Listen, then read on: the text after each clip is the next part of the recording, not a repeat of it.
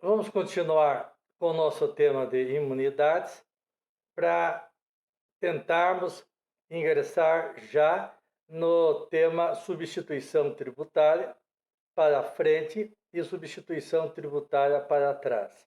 Bem, na aula anterior, nós fomos até a imunidade que diz respeito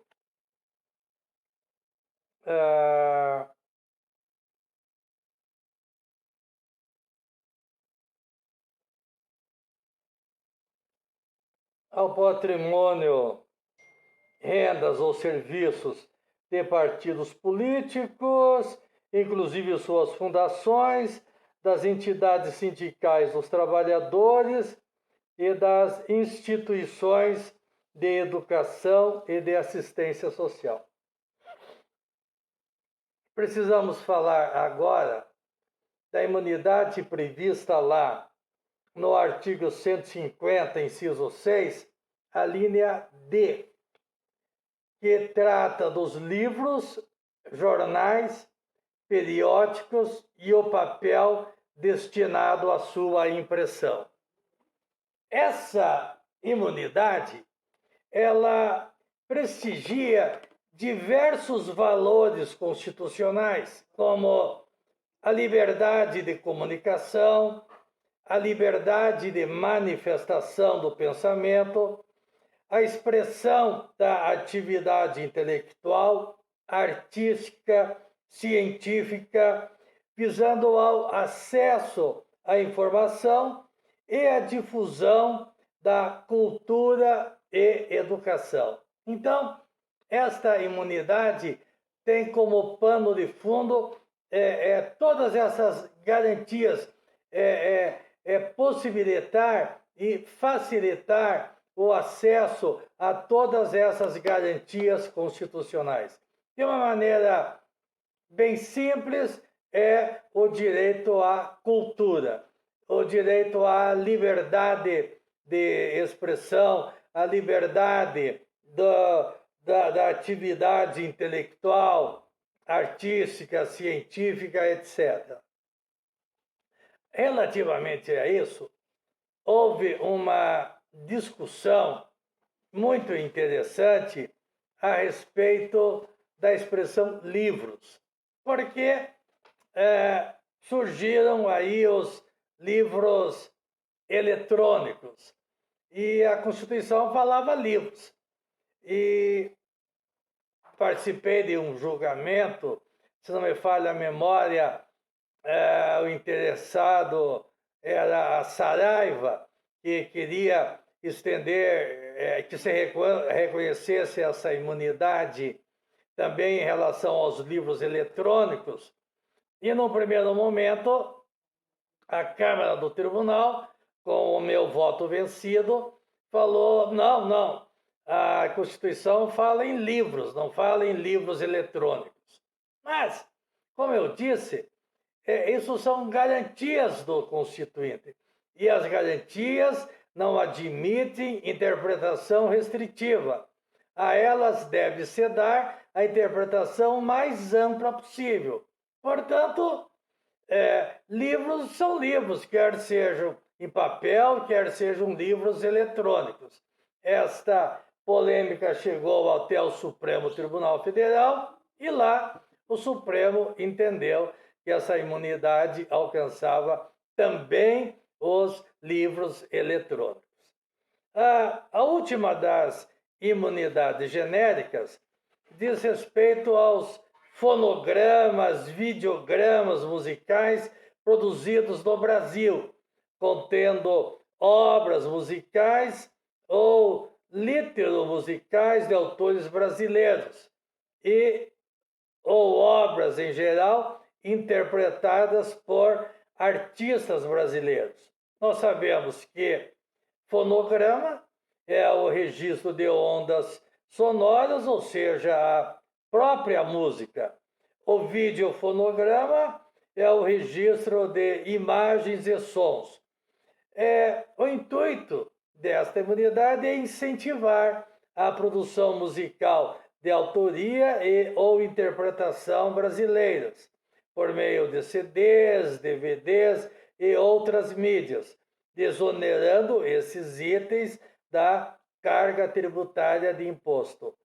Há uma exceção ali que vai dizer que essa imunidade não alcança as etapas de replicação industrial de mídias óticas de leitura a laser. Essa é uma exceção à imunidade. Bem, são estas as imunidades genéricas. Nós temos várias, agora, imunidades específicas. Podemos ir lá, eu anotei aqui para nós irmos consultando. Imunidade específica, já disse, quando eu encontro a expressão não incidirá. Então, peguemos lá o artigo 153, parágrafo 3º, 153, que são os impostos federais, não é? Parágrafo 3º e inciso 3º, relativamente ao IPI, vai dizer: não incidirá sobre produtos industrializados destinados ao exterior. Então tá aí, a palavra não incidirá, não, a expressão não incidirá. É uma imunidade específica, esta é relativamente ao IPI. Temos ainda outra imunidade específica relativamente ao ITR, o Imposto Territorial Rural. Esse está lá no artigo 153, parágrafo 4º, inciso 2º. Lá, voltemos ao 153, parágrafo 4º, vai dizer: o imposto previsto no inciso 6º ou 6 do caput, esse imposto previsto é o imposto sobre propriedade territorial rural. Inciso 2º, o imposto previsto no inciso 6º, ou seja, o ITR, inciso 2º, não incidirá sobre pequenas glebas rurais definidas em lei quando as explore o proprietário que não possua outro imóvel.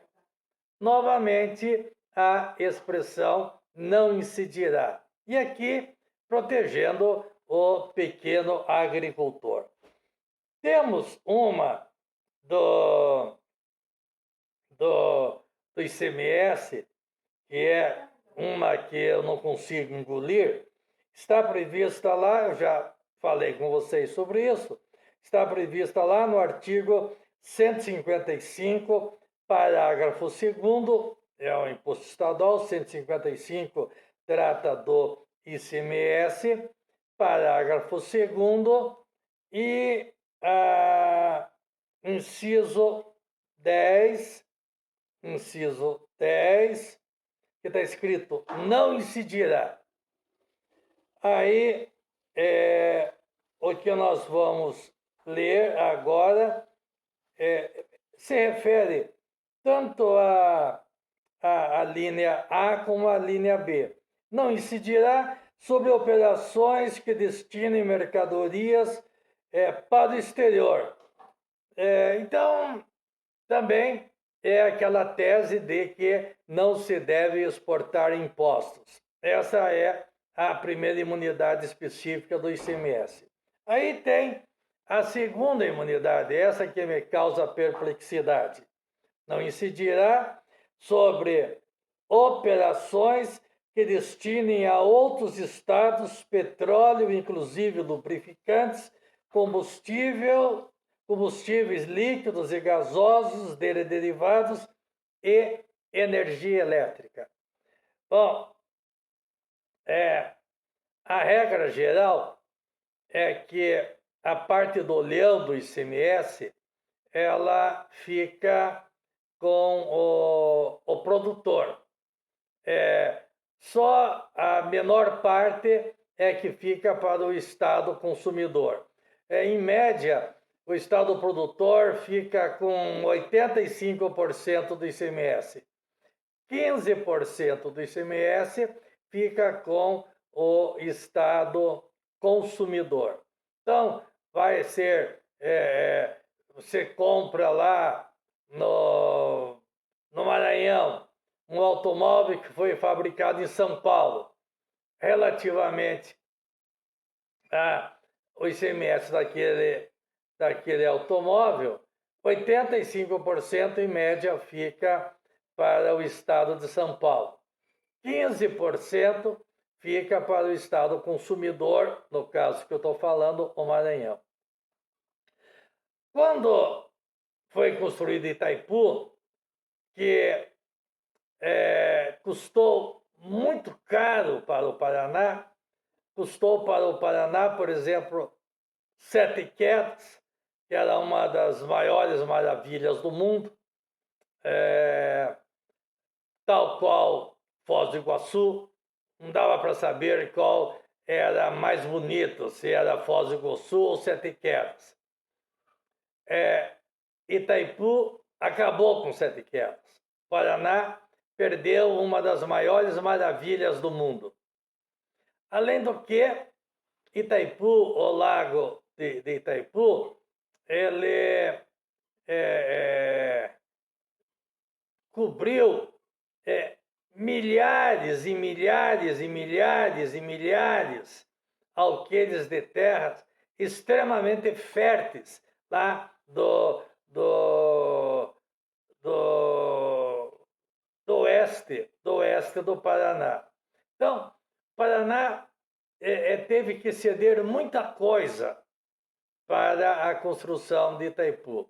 Mas teria, em compensação, o ICMS sobre a energia elétrica que fosse produzida.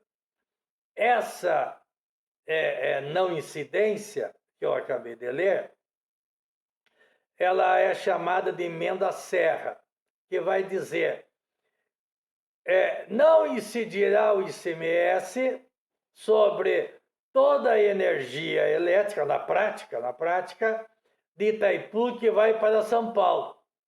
Ou seja, nós teríamos direito de, em média, 85% do ICMS de toda a energia elétrica que vai para São Paulo. Isso é muito dinheiro.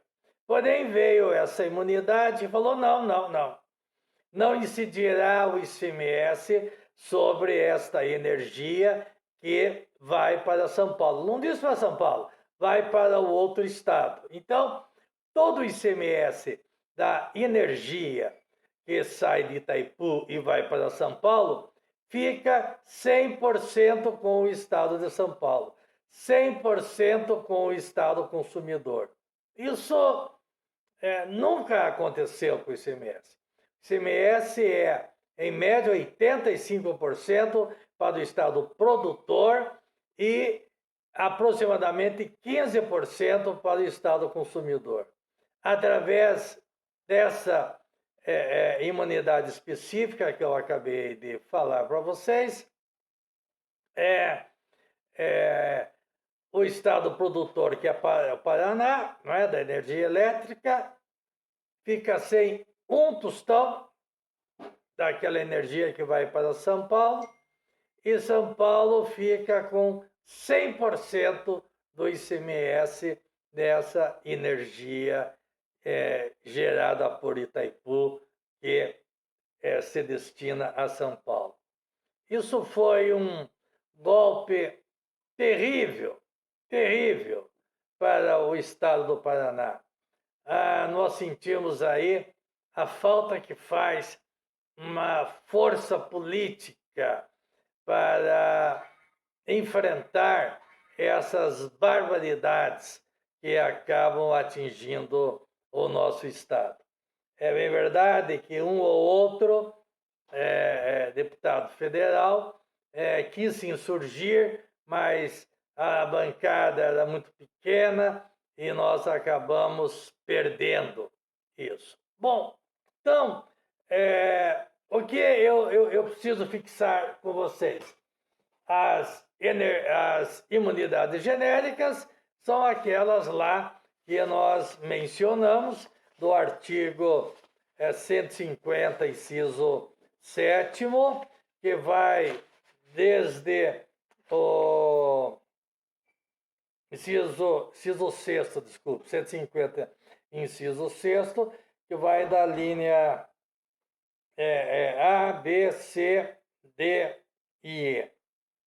Bom, isso são as imunidades específicas. Vimos que as genéricas são aquelas que têm a expressão não incidirá. Bom, agora nós vamos entrar no Instituto da Substituição Tributária para frente. Um dos mais polêmicos institutos que nós temos. Ele está lá previsto no artigo 150, inciso 7º. Foi muito combatido esse dispositivo, questionaram a sua constitucionalidade, mas ele está aí em vigor. Quando nós estudamos a norma jurídica tributária, no seu aspecto temporal, nós dizemos, surge a obrigação tributária quando ocorre o fato gerador. Muito bem, isso é o que normalmente acontece. Entretanto, esse dispositivo, substituição tributária para frente, ele refere-se à antecipação do pagamento de um tributo antes da ocorrência do fato gerador. Ou seja, em relação a fato gerador futuro. Essa substituição tributária que nós estamos lendo, considerada para frente, ela veio com a finalidade de facilitar a fiscalização e facilitar a arrecadação. Eu costumo brincar quando eu dou essa matéria, que aqui está consagrado em direito tributário a teoria lombrosiana. Vocês já estudaram Lombroso?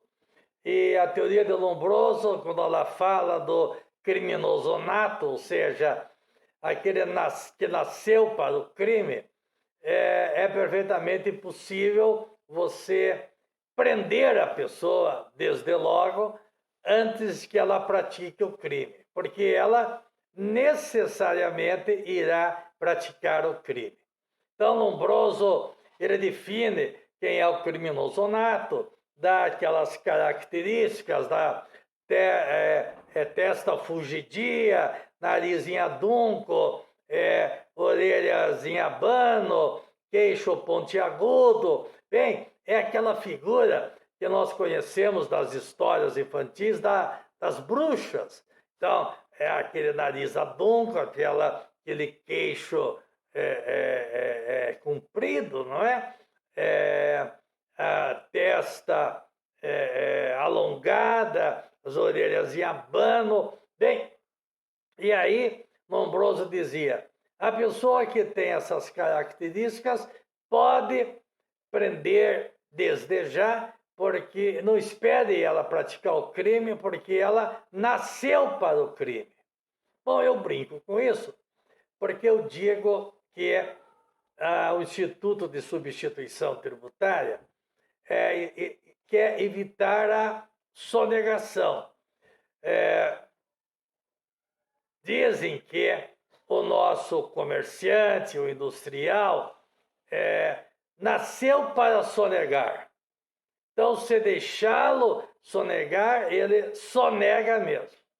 É da nossa natureza a sonegação. Uns entendem até que a sonegação é uma espécie de legítima defesa contra o abuso do fisco, não é? Bem, mas, afinal, deixando a brincadeira de lado, a substituição tributária, ela veio para cobrar o tributo, impedindo que o comerciante sonegasse. Antes de sonegar, é cobrado esse tributo sob a ótica da substituição tributária. Ou seja, nasceu para sonegar, mas não vai poder sonegar porque o tributo será cobrado antecipadamente. Bem, a substituição tributária, portanto, ela diz respeito à obrigação de se antecipar o pagamento do tributo relativamente a um fato gerador que ainda não aconteceu. Ou seja, um fato gerador futuro. Bom, vamos ler lá o artigo 150, parágrafo 7. Vai dizer: a lei poderá... Bom, primeira característica da substituição tributária é o princípio da legalidade. Não pode um decreto instituir a substituição tributária relativamente a algum produto, relativamente a alguma proibição.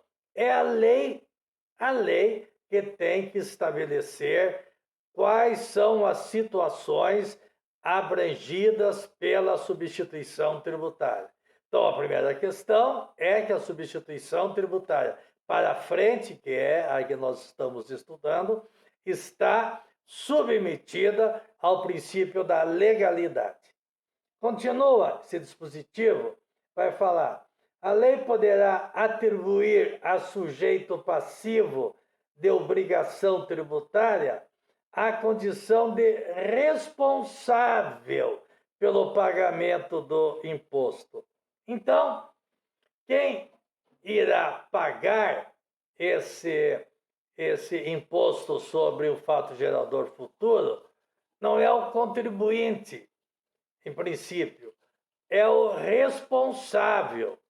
Claro que o responsável irá se subrogar, irá se ressarcir desse valor junto ao contribuinte. Mas quem é responsável por esse pagamento antecipado perante o fisco não é o contribuinte, é o responsável. A lei vai atribuir um responsável para o pagamento deste imposto devido no futuro, devido em relação a um fato gerador futuro. Continua esse dispositivo dizendo, então, a lei poderá atribuir a sujeito passivo de obrigação tributária a condição de responsável pelo pagamento de imposto ou contribuição. Bom, a substituição tributária, portanto, ela só pode ser aplicada em impostos e contribuições. Não pode ser aplicada em relação a taxas, não pode ser aplicada em relação a empréstimos compulsórios. Ela só pode ser aplicada em relação a impostos e contribuições, não outro tipo de tributo. Então, voltando à leitura do parágrafo 7º, a lei poderá atribuir a sujeito passivo de obrigação tributária a condição de responsável pelo pagamento de imposto ou contribuição, cujo fato gerador deverá ocorrer posteriormente, ou seja, vai ser recolhido o imposto sobre o fato gerador futuro. Bem, mas se o fato gerador é futuro, como é que eu vou saber qual é a base de cálculo para eu cobrar esse imposto? A base de cálculo, no caso, tem que ser presumida. O fisco, ele presume qual é a base de cálculo desse imposto futuro para já cobrar antecipadamente o tributo devido. Termina esse dispositivo dizendo assegurada a imediata e preferencial restituição da quantia paga, caso não se realize o fato gerador presumido. Essa última parte também ficou muito polêmica, muito polêmica. Bem, eu apenas dei essa primeira visão da substituição tributária para frente e na próxima aula nós iremos trabalhar de uma maneira mais específica sobre os problemas que decorrem da interpretação desse instituto, dando alguns exemplos para facilitar o entendimento. Então, hoje, nós terminamos as imunidades genéricas, falamos sobre algumas das imunidades específicas e começamos a trabalhar com a substituição tributária para frente, que iremos desenvolver na próxima aula. Até mais.